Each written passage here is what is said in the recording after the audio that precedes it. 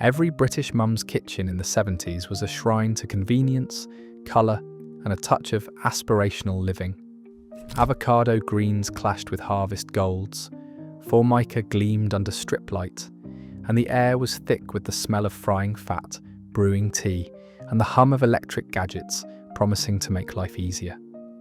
These weren't just appliances, they were status symbols, daily rituals, and the sensory backdrop to family life. From the terrifying hiss of the pressure cooker to the satisfying whoosh of the SodaStream, these 20 items defined an era. Let's step back into that kitchen and rediscover the gadgets, sounds, and smells that every British mum relied on.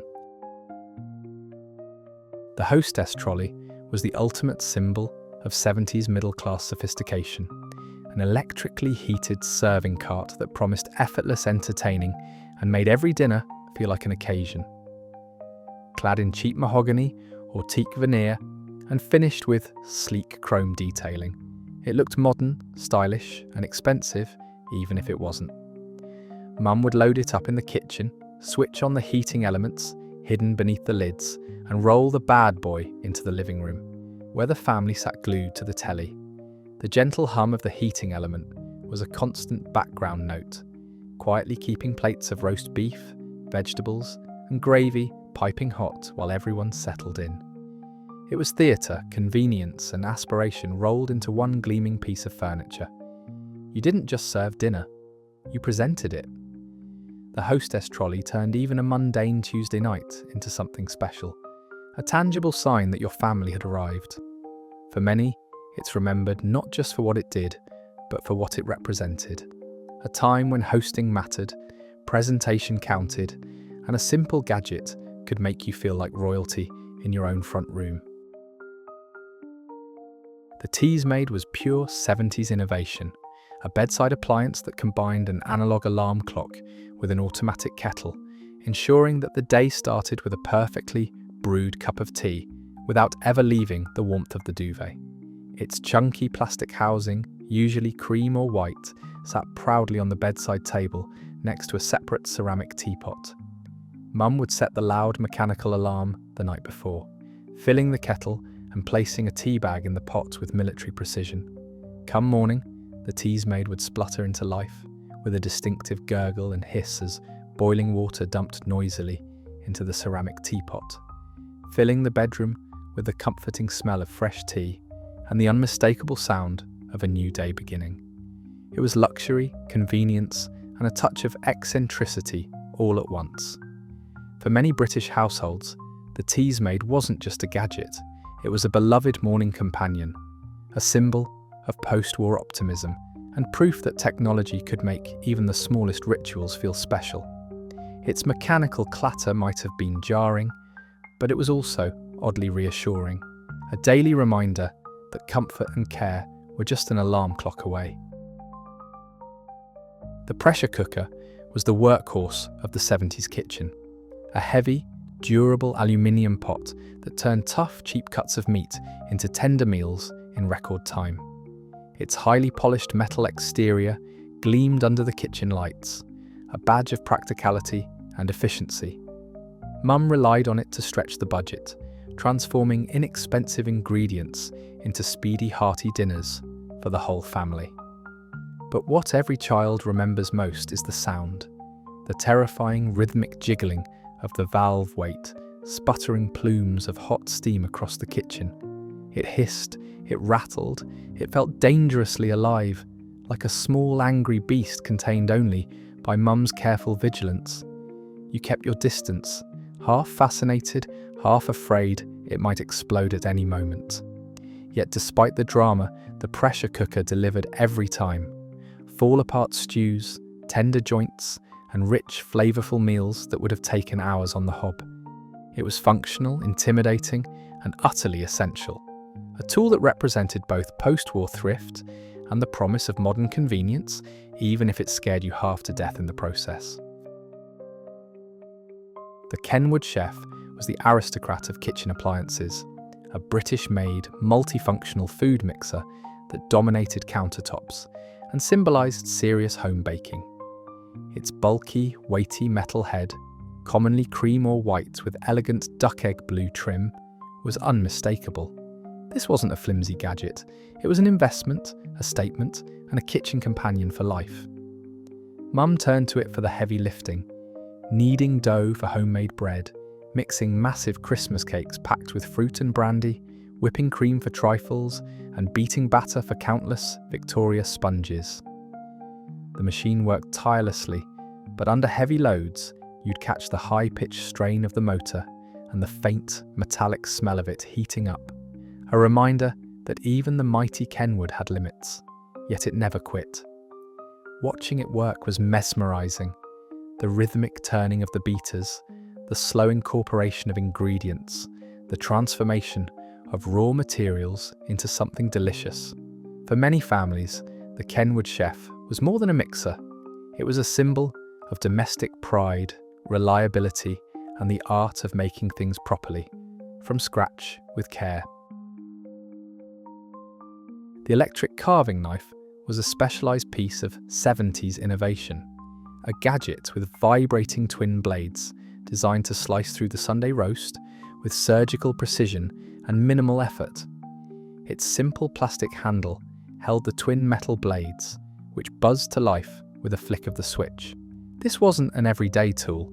It was reserved exclusively for the most important meal of the week, wielded ceremonially by mum or dad as the family gathered round the table in anticipation. The aggressive, high-pitched whirring sound echoed out of the kitchen, signalling that dinner was imminent and the main event was about to be served. It sliced through beef, pork, lamb, and turkey with ease, producing uniform, presentable slices that made even an average roast look restaurant quality. There was something oddly thrilling about it. The speed, the efficiency, the faint smell of hot metal mixing with the rich aroma of roasted meat. For many families, the electric carving knife represented modernity meeting tradition, a gadget that elevated the ritual of Sunday dinner and made whoever held it feel like a culinary professional, even if the rest of the meal came straight from frozen peas and smash. The SodaStream was the ultimate 70s counterfixture, a home carbonation system that promised endless fizzy drinks at a fraction of the cost of bottled sodas. Its chunky, mostly plastic chassis, often in brown or beige, sat permanently on the worktop, ready for action. Mum would fill a special reusable bottle with cold tap water, lock it into place, and press down on the button, forcing CO2 gas from the canister into the liquid. The result was a distinctive, deep whoosh, followed by a satisfying hiss as bubbles erupted inside the bottle. Add a squirt of concentrated syrup, cola, lemonade, orange, cream soda, and suddenly you had a homemade fizzy drink that tasted almost, but not quite, like the real thing. Kids loved the novelty and the control, the ritual of making your own drink, the theatre of the carbonation process. The SodaStream was economical, reusable, and endlessly entertaining. It wasn't just about saving money, it was about participation, creativity, and the small thrill of turning ordinary tap water into something special with a simple press and a whoosh. The traditional chip pan was the heart of authentic British cooking, a deep metal saucepan used on the hob for deep fat frying proper. Thick-cut chips the way they were meant to be. Heavy, simple, and functional. It was just a plain metal pot with a separate wire basket inside, but it delivered results no oven chip could match. Mum would fill it with lard or oil, heat it until it shimmered dangerously, then carefully lower the basket of raw potato into the bubbling fat. The result was golden, crispy perfection, chips with fluffy insides and crunchy outsides that tasted like Friday night, like comfort, like home. But everyone knew the risks. Fire warnings were everywhere. Stories of chip pan blazes were common. Yet families used them anyway because nothing else came close. What everyone remembers most is the smell. The intense, pervasive aroma of hot frying fat that filled every room, clung to curtains, soaked into clothing, and lingered for days. It was the smell of indulgence, of tradition, of a meal made with care and a little bit of danger, and it's a scent that instantly transports anyone back to a 70s kitchen. The pie iron, or toasted sandwich maker, was the gadget that turned humble bread and cheese into something magical. A quick, hot, sealed pocket of melted filling that was both supper and comfort snack rolled into one. Whether you use the hob version, with metallic plates and plastic handles, or the electric countertop model, the principle was the same. Butter the outside of 2 slices of bread, fill with cheese, beans, ham, or leftovers, clamp it shut, and toast until golden and crispy. The result was 2 triangular sealed pockets, edges crimped tight, insides molten hot and dangerously delicious. Mum reached for it on busy nights after school, or whenever something quick and satisfying was needed. The irresistible aroma of toasted bread and melting butter mixing with the savoury filling would draw everyone to the kitchen, mouths watering, impatient for that first bite. It was simple, it was quick, and it was utterly beloved. A gadget that represented convenience without sacrificing comfort, and a taste that defined casual 70s home cooking at its very best. The pine knife block was more than just storage. It was a symbol of domestic organisation and rustic 70s style. Crafted from knotty pine with visible wood grain, it sat proudly on the Formica countertop, holding a matching set of knives with warm, oily wooden handles that grew smoother and more worn with every use. In an era obsessed with natural materials and earthy aesthetics, this simple block represented order, efficiency, and a touch of craftsmanship. Mum would pull a knife from its designated slot, use it to chop onions or slice bread, then slide it back with a satisfying, solid thud that signalled the task was complete. The handles felt warm in your hand, the wood aged and familiar, shaped by thousands of meals and years of service. It wasn't flashy or high-tech, but it was reliable, functional, and somehow comforting. A permanent fixture that anchored the kitchen and reminded everyone that good tools, properly cared for, could last a lifetime. That knife block was a small detail, but it spoke volumes about a household that valued practicality, tradition, and the quiet satisfaction of things done properly. The Crinoline Lady Tea Cosy was pure 70s whimsy, a heavily decorative, hand-knitted cover designed to keep the teapot warm while doubling as a piece of kitchen kitsch. Shaped like a Victorian lady in a voluminous, wide-skirted dress, it was made from scratchy, brightly coloured wool yarn, often garish oranges, greens, pinks or purples. It sat atop the teapot like a tiny fabric monument, equal parts functional and ridiculous. Mum would carefully lift the cosy before pouring, releasing a blast of hot steam and the strong, almost overwhelming scent of stewed, over-brewed tea that had been trapped beneath the wool insulation. The cosy did its job brilliantly, keeping the tea hot for ages, but it also represented something deeper, a love of homemade craft, a tolerance for the absurd, and a time when function and decoration were inseparable. Every nan, aunt or neighbour seemed to have knitted one, often with a doll's head poking out the top. It was impractical, slightly embarrassing, and absolutely beloved, a quirky icon of 70s domesticity that made every cup of tea feel like a ritual steeped in character and charm.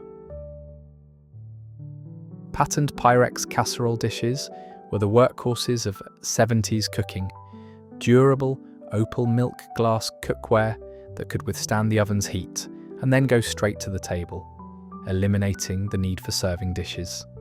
Heavy, glossy, and decorated with bold geometric patterns like butterfly gold in harvest gold and burnt orange, or floral motifs in avocado green and Old Town blue, these dishes weren't just functional.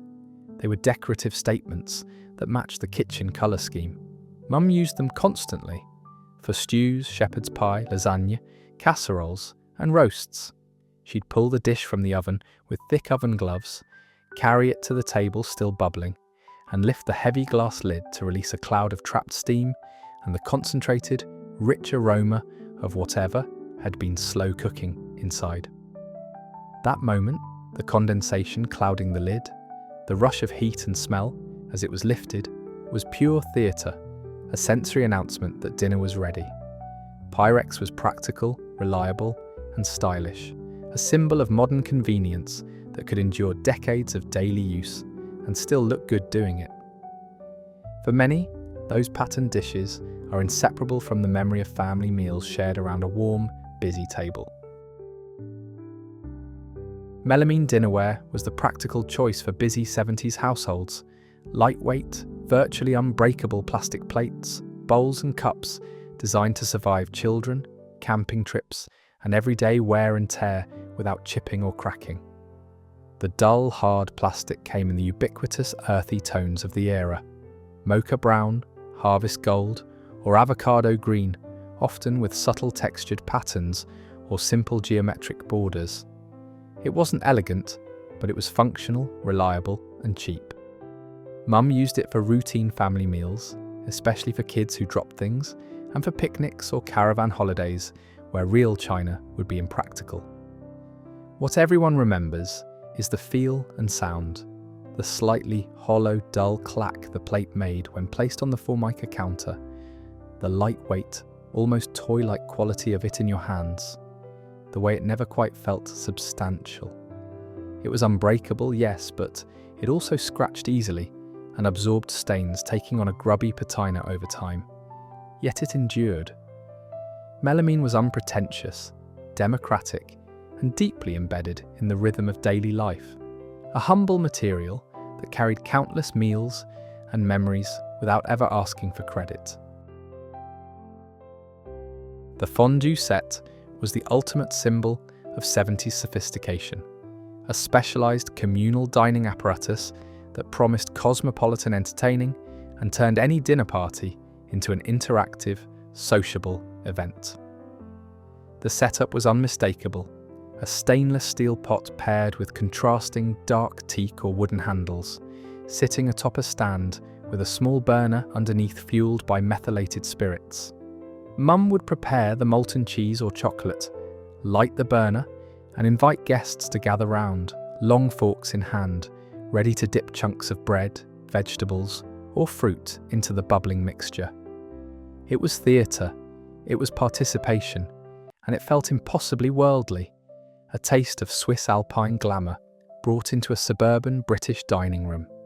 But what lingers most in memory is the smell, the distinct, slightly chemical, sharp odour of methylated spirits burning steadily beneath the pot, mingling with the rich dairy scent of melted cheese or the sweet warmth of chocolate. That smell was the signature of fondue nights, a sensory marker of aspiration, effort, and the desire to be modern, adventurous, and just a little bit fancy. The Fondue Set wasn't just cookware, it was a lifestyle statement.